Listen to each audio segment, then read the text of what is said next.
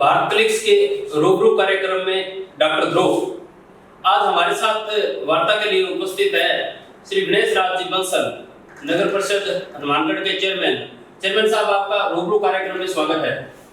आपका भी स्वागत है गुजर साहब। चेयरमैन साहब, आपकी चेयरमैनशिप बहुत ही बुलंदियों पर है। शहर के अंदर विकास की गंगा जो आपने बहाई है वो आंखों से दिखाई दे रही है आने जाने वाले व्यक्ति को। आप इस विकास के बारे में क्या कहना चाहते हैं? डॉक्टर साहब, जनता जनार्दन ने जो हमें जिम्मेवारी सौंपी है, हम टीम भावना से कार्य करते हुए राजनीति से ऊपर उठकर न कोई पार्टीबाजी को बढ़ावा देते हैं। शहर का समान रूप से विकास कराया जा रहा है। जनता ने जो जिम्मेदारी हमें सौंपी है उसका हम बखूबी निर्वहन कर रहे हैं और शहर के प्रति हमारा कर्तव्य भी है कि हमने जो जिम्मेदारी सौंपी है उस जिम्मेदारी से सभी मूलभूत सुविधाएं जो जनता का हक है वो उन्हें उपलब्ध कराएं। क्या आप अपने कार्यकाल से संतुष्ट हैं? आपको जितने कार्य नगर परिषद के अंदर करवाए जाने चाहिए थे आप उतने कार्य करवा चुके हैं, या अब भी कोई मंशा आपकी है कि और कार्य विकास के बाकी है शहर में? 3.5 साल पहले मुझे सभापति बनने का मौका मिला। 1 साल कोरोना काल में चला गया। अब मात्र 2.5 साल की अवधि में शहर में जो विकास कार्य हुए हैं वो जनता के सामने हैं। बाद में अभी 1.5 साल हमारा कार्यकाल और बाकी है। हमारा यही प्रयास रहेगा कि जो हमने जनता से वादा किया था कि साहब हम हनुमानगढ़ शहर को मिनी चंडीगढ़ का रूप देंगे, तो वो मिनी चंडीगढ़ का मूर्त रूप हम देने के लिए प्रयास करते हैं। शहर के अंदर जो अवैध कब्जे थे भूमि पर, उनको आपने हटाने का अभिनव प्रयास किया, परंतु आपका राजनीतिक रूप से भरपूर विरोध हो रहा है। आप अपने विरोधियों को इस विषय में क्या कहना चाहते हैं? ऐसा गुजर साहब, अगर कार्य करना है तो कार्य करेंगे, अतिक्रमण हटाएंगे, तो अगर 2 लोग नाराज होंगे तो 100 आदमी खुश भी होंगे। तो अतिक्रमण करना अपराध है और सरकारी भूमि एवं सरकारी मार्गों पर भी अतिक्रमण करना अपराध है। अगर राजनीतिक पार्टियां या विरोधी इसका विरोध करते हैं तो उनका हक है, वो विरोध करेंगे।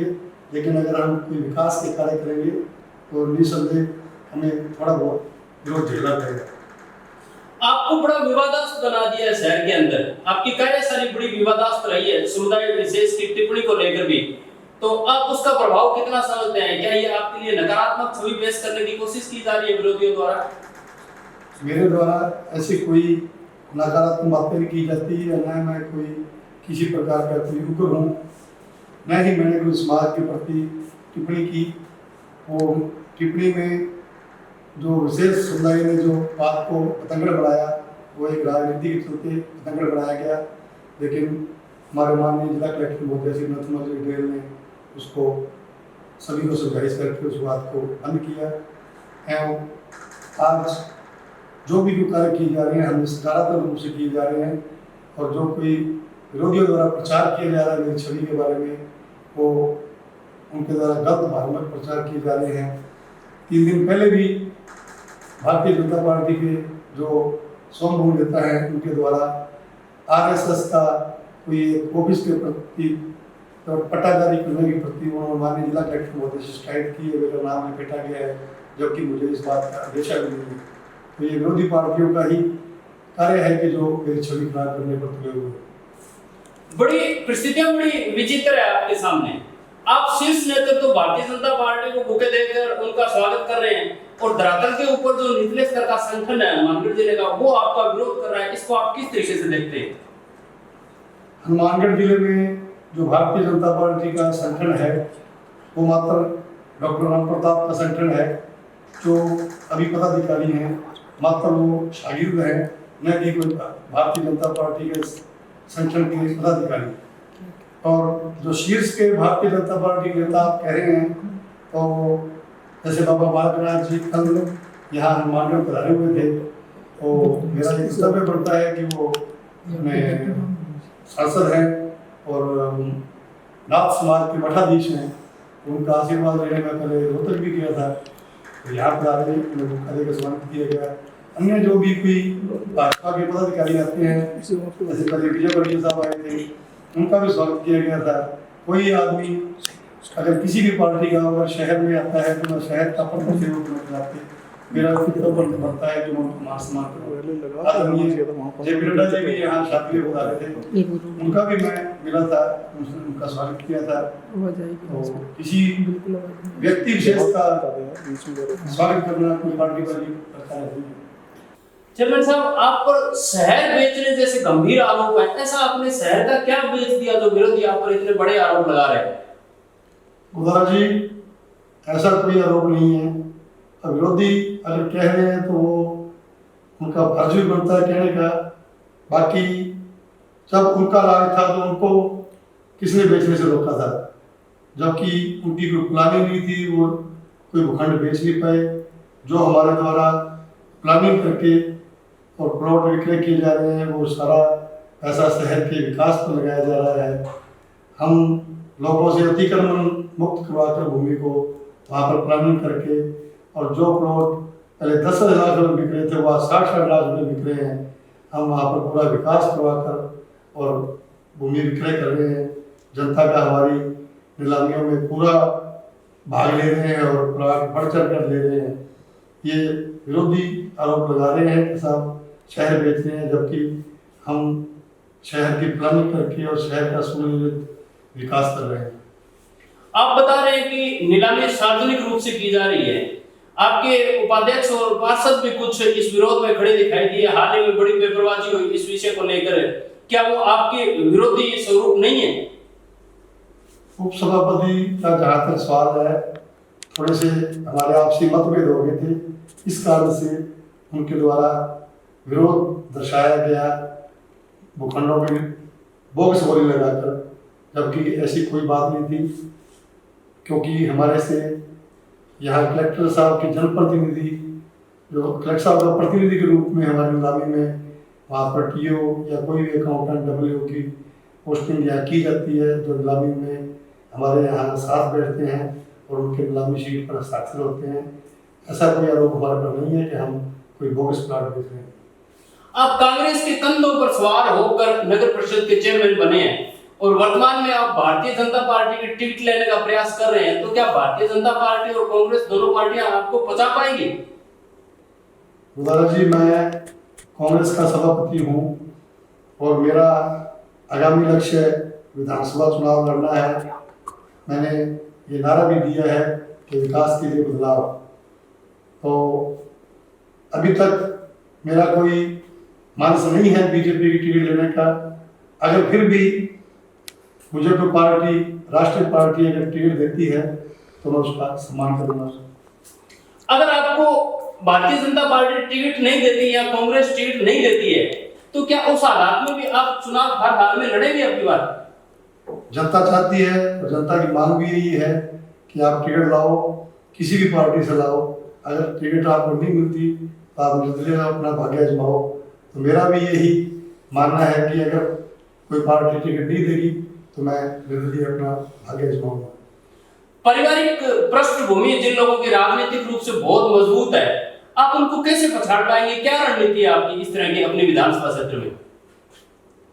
जो पूर्व में जनप्रतिनिधि हैं वो जनता के द्वारा ही चुने जाते हैं। जनता जनार्दन है। अगर जनता चाहेगी किसी को पछाड़ना तो किसी के मुद्दे की बात नहीं है कि वो धक्के से जीत जाए। जनता ही जनार्दन है। अगर जनता मुझे चाहेगी तो वो हमें जिताएगी। आपको ऐसा लग रहा है कि आप जो मठाधीश राजनीति के अंदर जो 1992 से लेकर अब तक एक जिले को गांव बनाकर रखा, इस प्रकार के राजनीतिक वर्चस्व को तोड़कर आप मानगढ़ जिले को जिले का आकार देने का और प्रयास करेंगे? बिल्कुल। अभी जो मैंने अवधि में शहर का विकास करके और जो जिले का मिनी चंडीगढ़ का स्वरूप दिया है, अब मेरा आगे भी ये प्रयास रहेगा कि मैं यही विकास गाँवों में भी लेके जाऊँ। जो शहर में विकास हुआ है उसी तर्ज पर ग्रामीण में भी विकास होना चाहिए। हमारे जो पूर्व जनप्रतिनिधि हैं जिन्होंने शहर में भी विकास नहीं किया और गाँवों में भी विकास नहीं किया, लेकिन हमारे द्वारा शहर में जो विकास किया गया है, अब भविष्य में हमारा ग्रामीण में विकास करने का इरादा है। जनता आशीर्वाद देगी। विभिन्न जगह सड़कों के किनारे कार्य चल रहे हैं और प्रतिद्वंदी आप पर आरोप लगा रहे हैं कि इन खाली जगहों के अंदर आपको सड़क निर्माण करने की आवश्यकता पड़ी, ये बजट का दुरुपयोग है, इस तरह के आरोप भी आप पर लगे हैं। इस विषय में आप क्या बताना चाहते हैं? हम कहीं भी कोई व्यर्थ पैसा नहीं लगा रहे हैं। जहां भी मांग है उस चीज को हम जनता की मांग पर ही कार्य करवा रहे हैं। अब जहां पर हमने खाली प्लॉट विक्रय किए हैं प्लानिंग करके, अब वहां पर हम अगर सड़कें, पानी की पाइपलाइन और बिजली एवं पार्क उपलब्ध नहीं करवाएंगे तो जनता वहां पर अपना मकान नहीं बना पाएगी। पूर्व में यही दुर्भाग्य रहा है नगर पालिका का कि वो प्लाट विक्रय कर देते थे लेकिन वहां पर विकास नहीं करवाते थे।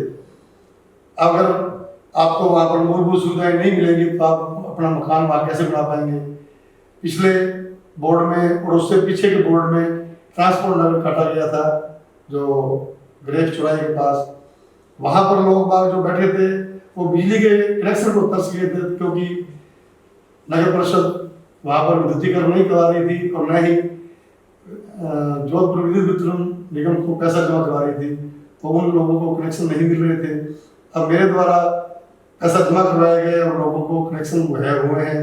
इसी तर्ज पर हम जहाँ भी प्लानिंग कर रहे हैं वहाँ पर विकास पहले कर रहे हैं ताकि लोग किसी के पीछे नहीं भागें, वो अपना मकान, अपना धंधा बना सकें। आप जिसको विकास बता रहे हैं, आपके प्रतिद्वंदी आपको वो विनाश बता रहे हैं कि इस पूरे शहर का विनाश कर दिया। हाल ही में मेरी कुछ नागरिकों से भी चर्चा हुई जो प्रतिशील नागरिक हैं, वो इतने चिंतित हैं कि भविष्य में बिजली का बिल भी नगर परिषद कैसे भरेगी, इसकी भी कोई ड्राफ्टिंग नहीं है, अनावश्यक रूप से पैसा खर्च किया जा रहा है। तो क्या ऐसी भी कोई प्लानिंग पूरी है नगर परिषद की? नगर परिषद अभी वर्तमान में अपने स्तर पर भूमि विक्रय करके या अन्य स्रोतों से आय इनकम करके ये सारा विकास जो लाइटिंग, सड़क, चौक चौराहे, सौंदर्यकरण, पर्यावरण की दृष्टि से कर रही है। तो भविष्य में भी जो भी यहाँ पर पदाधिकारी आएगा तो वो अपनी योजना लेकर आएगा और राज्य सरकार से अपनी योजना लेकर आएगा। इस प्रकार जो भी इंफ्रास्ट्रक्चर डेवलप हो रहा है उसको सुचारू चलाने में जो भी आगामी जनप्रतिनिधि आएगा वो उसका उसी तरीके से विकास करेगा। ये आज ये सोचने वाली बात नहीं है कि भविष्य में इसका क्या होगा। आज जो राज्य सरकार व केंद्र सरकार के द्वारा बड़े बड़े हाईवे, भारतमाला, पुल बनाए जा रहे हैं, वो ये तो बात नहीं है कि सर उनका भविष्य में मरम्मत कैसी होगी। मरम्मत तो जो भी आएगा वो कराएगा और उसी साधन मुहैया हो जाएंगे। अपना शहर हनुमानगढ़ टाउन और जंक्शन दो हिस्सों के अंदर बटा हुआ है। क्या भविष्य में कभी घग्गर नदी जो जीवनदायिनी मानी जाती है, इस शहर की लाइफलाइन मानी जाती है, क्या आप इसका मूल स्वरूप बदलने का प्रयास करेंगे या मैं यूं मानकर चलूं कि आप भविष्य में इसको टेम्स नदी बना देंगे, दो शहरों के बीच की कड़ी बना देंगे? बिल्कुल दादा जी, जो मूल स्वरूप है इसका बदलना चाहिए क्योंकि ये घग्गर नदी में पहले जो पीछे से पानी आता था, हरियाणा सरकार ने पोटू में वहाँ पर डैम बना दिया है और पानी को वही रोक लिया है। अब अगर कोई वहाँ से पानी अगर फालतू होता है तभी तो छोड़ा जाता है। इसी प्रकार राज्य सरकार को भी अपने क्षेत्राधिकार में, अपने क्षेत्र में ऐसा ही डैम बनाना चाहिए और ताकि वो पानी पीछे ही इकट्ठा हो जाए और वो सिंचाई के कार्य में काम आए, उसको एक माइनर के रूप में आगे वितरित किया जा सके। अगर कोई भविष्य में जनता हमें आशीर्वाद देती है तो हमारा यही प्रयास होगा कि हम यहाँ पर रोजगार के साधन भी उपलब्ध कराएं। शुगर मिल है यहाँ होनी चाहिए। ये जैसे राइस बेल्ट क्षेत्र है, इसके साथ साथ में गन्ना भी यहाँ उत्पादन हो सकता है। अगर यहाँ पर शुगर मिल बनती है तो यहाँ के किसानों को भी फायदा होगा और सरकार को फायदा होगा। इस प्रकार के रोजगार के साधन भी इस क्षेत्र में मुहैया होंगे। अभी तक रोजगार के कोई स्थायी साधन इस क्षेत्र में नहीं है, मात्र जो क्रॉप के आधार पर जो फैक्ट्रियाँ लगती हैं वही यहाँ लगी हुई है। बाकी कोई अन्य फैक्ट्रियाँ जहाँ नहीं हुई जहाँ पर कोई मजदूर अपना कार्य करके अपना रोजगार ले सके। आप वर्तमान में नगर परिषद के चेयरमैन हैं। आपने कहा कि जनता अगर कोई आशीर्वाद देगी तो नगर परिषद सीमा के अंदर जहरीला पानी एक नासूर बना हुआ है जो इंडस्ट्री से निकलता है हनुमानगढ़ बाईपास पर, और सीवरेज का जो पानी निकलता है वो भी शहर के लिए नाजुक बना हुआ है, तो उनके बारे में अब तक क्या प्लानिंग बन पाई है या उस समस्या से कैसे निदान होगा? गुजारा साहब, सीवरेज का जो पानी आप बता रहे हैं, सीवरेज के पानी के बारे में हमारे द्वारा नया पंप हाउस बनाया गया है वार्ड नंबर 1 में। वहाँ से पानी पाइपों के जरिए जो हमारा सैंपल है वहाँ जा रहा है, वहाँ पर हमारे द्वारा पानी का ट्रीटमेंट किया जाता है। अभी हमने जो जोड़किया की बड़ी नहर है उसे नीचे से हमने पाइपलाइन निकाल के जोड़किया साइड में हमने खाड़े बनाए जा रहे हैं नगर पालिका से खेतों की ओर, ताकि हमारा जो पानी है उसे ट्रीटमेंट करके हम किसानों को दे सकें। अभी किसानों को हम निःशुल्क उपलब्ध करा रहे हैं और किसान उस पानी को लेने के लिए उत्साहित भी हैं और उन्हें फायदा भी हो रहा है।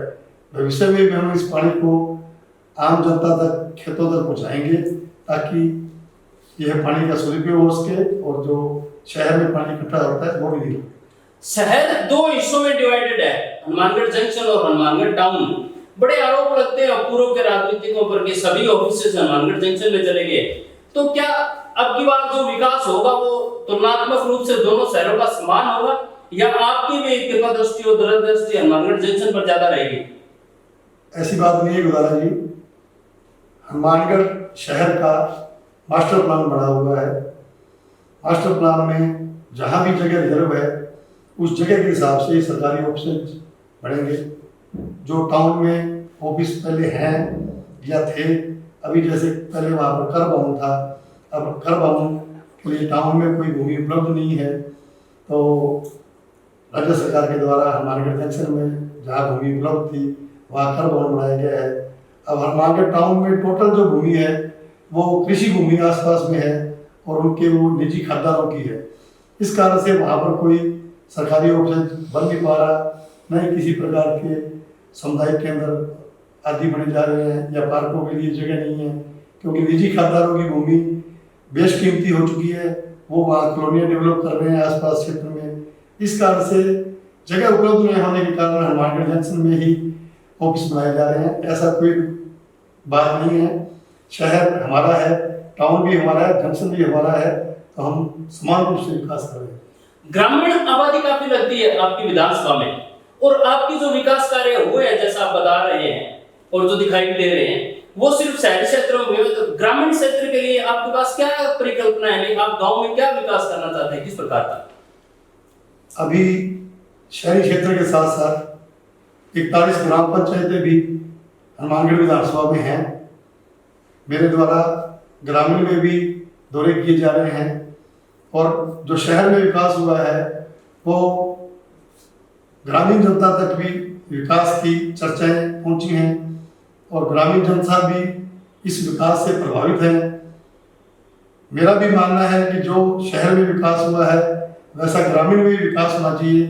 अभी ग्रामीण में कीचड़ युक्त गलियां हैं और गंदगी बेशुमार अटी पड़ी है, तो मेरा प्रथम प्रयास ये होगा कि ग्रामीण में भी विकास हो और अगर मुझे जनता का आशीर्वाद प्राप्त होता है तो शहर की तर्ज पर ग्रामीण में भी विकास करेंगे।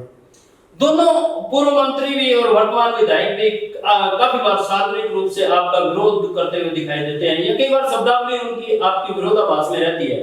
ऐसा क्यों है जब आप उसी पार्टी से सम्मानित नगर परिषद चेयरमैन है? तो उदारा जी, जहाँ तक डॉक्टर राम प्रताप जी का सवाल है, डॉक्टर राम प्रताप जी मेरे कट्टर विरोधी हैं और मैं भी उनका कट्टर विरोधी हूँ। और जहाँ तक चौधरी विनोद कुमार जी का सवाल है, चौधरी विनोद कुमार जी ने आज तक मेरे बारे में कोई कटु शब्द नहीं कहे, नहीं मैंने भी उनको कोई बात नहीं की, मैं भी उनका सम्मान करता हूँ। तो चौधरी विनोद कुमार जी के प्रति ऐसी कोई बात नहीं है। और डॉक्टर राम प्रताप जी सन 1993 से जब से राजनीति में आए हैं तब से मेरे विरोधी रहे हैं और उन्होंने मेरे विरुद्ध अनगढ़ रूप से मुकदमे भी दर्ज करवाए हैं। तो उनका ये प्रयास था कि मुझे जेल भेजे, लेकिन ये मेरा सौभाग्य है। बड़ी बेटा की बड़ी बात है आपकी। अक्सर राजनीति के अंदर इस तरह की बातें नहीं की जाती कि वो मेरे प्रबल विरोधी है। अब बड़ा खुलकर बोलते हैं कि पूर्व मंत्री मेरे प्रबल विरोधी है। इस विरोध का, इतने बड़े विरोध का कोई व्यक्तिगत कारण है या कोई राजनीतिक कारण है? राजनीतिक कारण कोई नहीं है।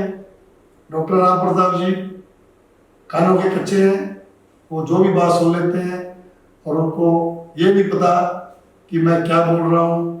वो किसी भी आज जो भी बीजेपी कार्यकर्ता उनके पास जाता है, उनको ये नहीं पता होता है कि जी मैं वापस आऊँगा तो मैं मेरी इज्जत मेरे पास होगी या नहीं। वो क्या बोल दे, किसकी क्या शान खराब कर दे, ये डॉक्टर साहब की शैली है। धन्यवाद गणेश राज बंसल जी, आपने रूबरू कार्यक्रम के लिए समय निकाला और मेरी तरफ से आपको विधानसभा चुनाव की अगली रणनीति के लिए हार्दिक बधाई एवं शुभकामनाएं। उम्मीद करता हूं कि आप जिले का प्रतिनिधित्व करें एक विधायक के रूप में, और ये भी उम्मीद करता हूं कि जनता आपको भरपूर समर्थन देगी। आपका बहुत बहुत धन्यवाद डॉक्टर साहब, और आपकी पूरी टीम का धन्यवाद जो आपने बुलाकर मान सम्मान दिया। इस तरह के कार्यक्रमों को लगातार देखने के लिए आप हमारे भारत क्लिक्स के इस कार्यक्रम को लाइक करें, शेयर करें, सब्सक्राइब करें, और अगली चुनावी परिचर्चा क्या होगी उसके लिए चैनल को लाइक, शेयर और सब्सक्राइब कर लें। धन्यवाद चेयरमैन साहब, धन्यवाद। जय हिंद, जय किसान। धन्यवाद।